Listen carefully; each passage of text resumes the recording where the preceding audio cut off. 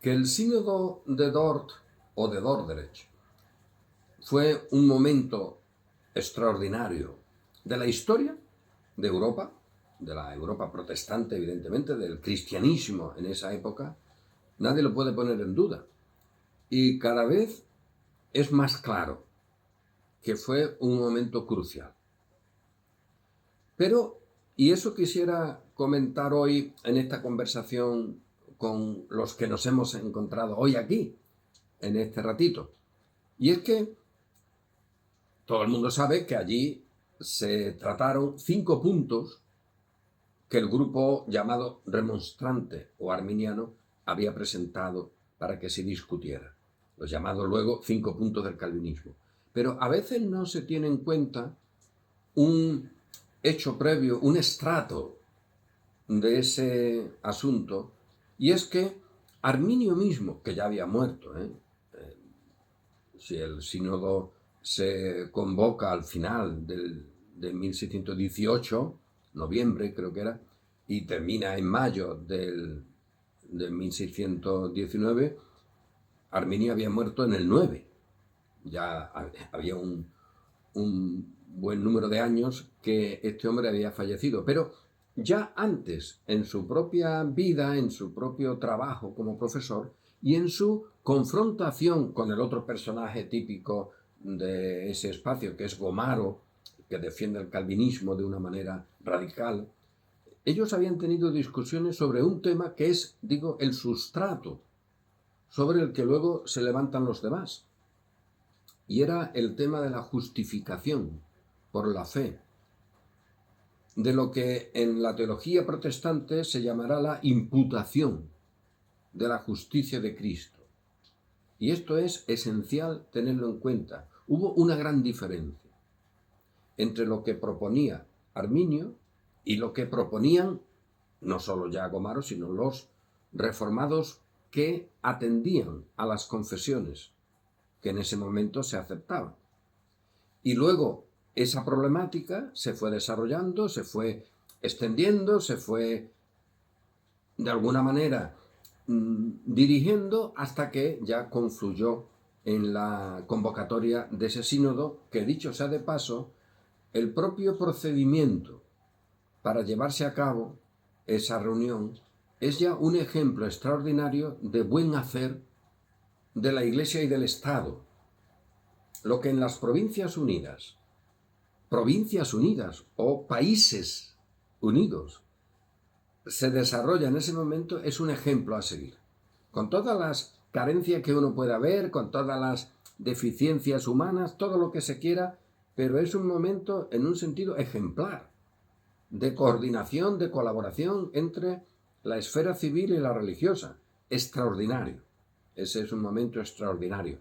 El desarrollo. Y entre otras cosas porque, por ejemplo, de las 7 provincias, más o menos se estaba 4-3 en la decisión de convocar el sínodo. Pero cuando hay 4 que están de acuerdo en convocarlo, las otras 3 que no querían, algunas de ellas incluso de las más poderosas como Holanda, luego son todos una piña. Y ponen todos dinero, algo tan importante, para que aquello se haga bien, que quede muy bien. Aunque algunas tenían sus dudas sobre la necesidad o la conveniencia de convocar ese sínodo. Pero cuando ya se decide por todos, todos a una. Eso es un ejemplo a seguir también, que no se ha seguido mucho, pero bueno, esta es la reflexión que también nos trae ese episodio de bien hacer entre la coordinación del deber, del derecho, del privilegio, de todo lo que se quiera, del espacio público y de la Iglesia o el espacio religioso. Pero esa cuestión de la imputación de la justicia de Cristo fue esencial. Porque, aunque parezca un poco, en fin, enreversado, lo que propuso Arminio, aunque se reconoce por algunos, que tampoco lo tenía siempre claro, porque a veces decía una cosa y otras veces decía lo contrario, casi, ¿no? Pero básicamente era que la imputación de la justicia de Cristo no se hace, y esto hay que subrayarlo siempre, a la persona, a una persona, sino a la fe, Curioso, ¿eh? De tal manera que la imputación no es a personas concretas, sino a la fe que esas personas pueden tener. En un sentido sería como si pusiéramos esa imputación pues, en objetos intelectuales, sentimentales, de afecto, lo que se quiera. Esa fe que está ahí y que podría ser un objeto en sí misma, es la que recibe la imputación de la justicia de Cristo, no la persona. Esto es una diferencia tremenda. Y luego, en un sentido, el desarrollo de las propuestas que hacen los del grupo remonstrante o arminiano sobre que la gracia se podía resistir, sobre la no perseverancia, sobre la elección universal y no limitada, etc., tiene que ver con eso. También tiene que ver con una manera como ellos entendían la Sagrada Escritura, la revelación. Esos dos aspectos son previos casi, de ahí salen los otros argumentos o los otros 5 puntos que luego son refutados por la posición calvinista reformada y que dio lugar a esos 5 puntos del calvinismo. Pero eso es esencial. Y es un tema que a veces es de palabra, es de concepto, pero es esencial porque no es lo mismo que Dios impute la justicia de Cristo, que todos reconocían que era suya y que la había conseguido con su obra. Pero no es lo mismo que la impute a personas concretas, con la cual esas personas son hechos delante de Dios o considerados justos, hechos y considerados, aquí no importa. Luego el catolicismo tendrá una diferencia, porque habrá una manera de que esa gente sea hecha a través de un proceso que dura incluso hasta en el purgatorio. Pero ese es un tema aparte. Que la imputación de la justicia de Cristo nos sea dada por Dios, de tal manera que nos considere con esa justicia y que ya no seamos culpables, que ya no seamos enemigos, que nuestros pecados hayan sido borrados, quitados, porque ya no pueden estar junto a esa justicia. Ese hecho tremendo que es la salvación, que es nuestra confianza, que es nuestro consuelo, que es nuestro reposo, para el arminianismo tenía una carencia, que eso no valía. Porque eso sería, y ese es el problema que luego surge en sus otros argumentos, eso sería dejar todo en manos de Dios. Que eso, según cómo suene y a quien le suene, tan mal no parece. Oye, a nosotros no nos parece en absoluto que sea negativo decir que todo está en las manos de Dios. Primero porque todo está en las manos de Dios. Segundo porque esas manos son las que nos han llevado con Cristo a la cruz y nos han hecho uno con Él. Donde ya Pablo puede decir, ya no vivo yo, sino Cristo, en fin, con Él estoy juntamente crucificado, con Él hemos muerto, hemos sido enterrados, luego hemos sido resucitados. Oye, a nosotros no nos enfada esa expresión, pero al mundo evangélico pues a veces sí le enfada, porque parecen decirnos que de ese modo ya privaríamos a la gente de que busquen obediencia y respeto y trabajo. Todo lo contrario, y eso es otro tema, pero todo lo contrario.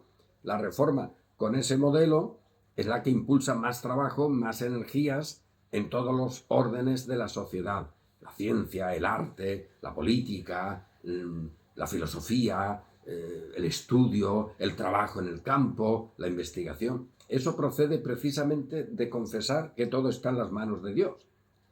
Y eso da garantía, y eso da fuerza, y eso da vigor, y eso da victoria.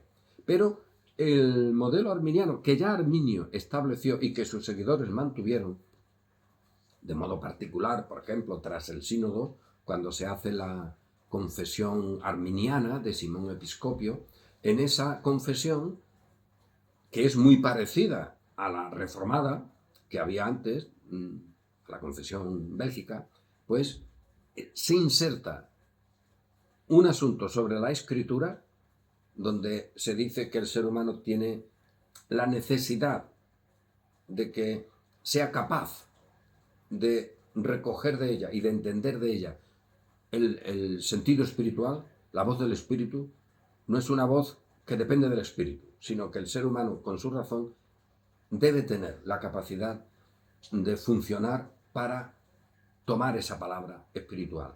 Sin el espíritu, con algunas ayudas, ciertamente, pero que sea el ser humano quien la tenga. Porque si no, se decía, la palabra no tiene sentido. O la predicación. Eso es una barbaridad para nosotros, porque no es así. Pero al mismo tiempo, en esa confesión se subrayaba lo que ya antes había hecho Arminio y algunos de sus seguidores, contra los cuales ya escribió Gomaro, pero también escribieron algunos otros pastores. Es decir, que antes de la propuesta de los 5 puntos del arminianismo ya había habido discusiones, entre otras cosas, sobre el modelo de justificación o de imputación.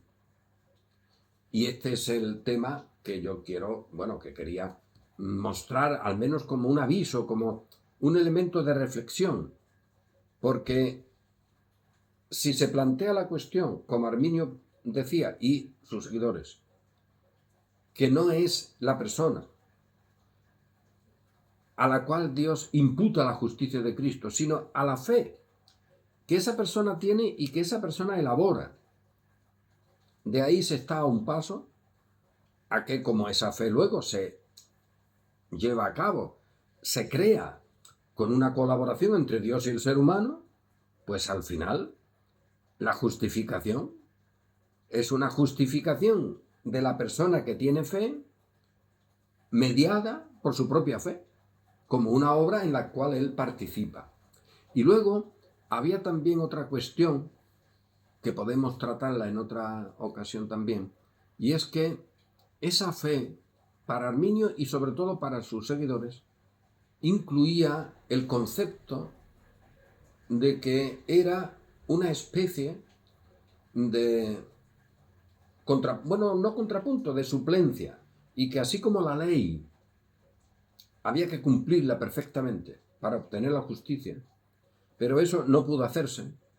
Sin embargo, la fe es el cumplimiento de toda la ley. Es una obra, se decía de una manera o de otra, pero es una obra con la cual el ser humano ahora cumple, suple, tiene todo el contenido de lo que era la obediencia a la ley.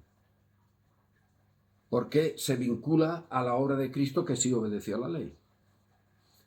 No es tan complejo, es simplemente buscar una salida para que al final la justicia de Cristo no sea algo en la mano de Dios, en Él mismo, para darla a quien quiere.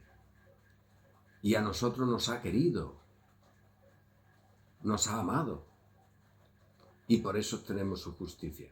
Y con esa justicia recibida, tenemos el deber también de confesar su nombre, de avisar, de ser testigos de esa justicia y rechazar todas las obras infructuosas de las tinieblas.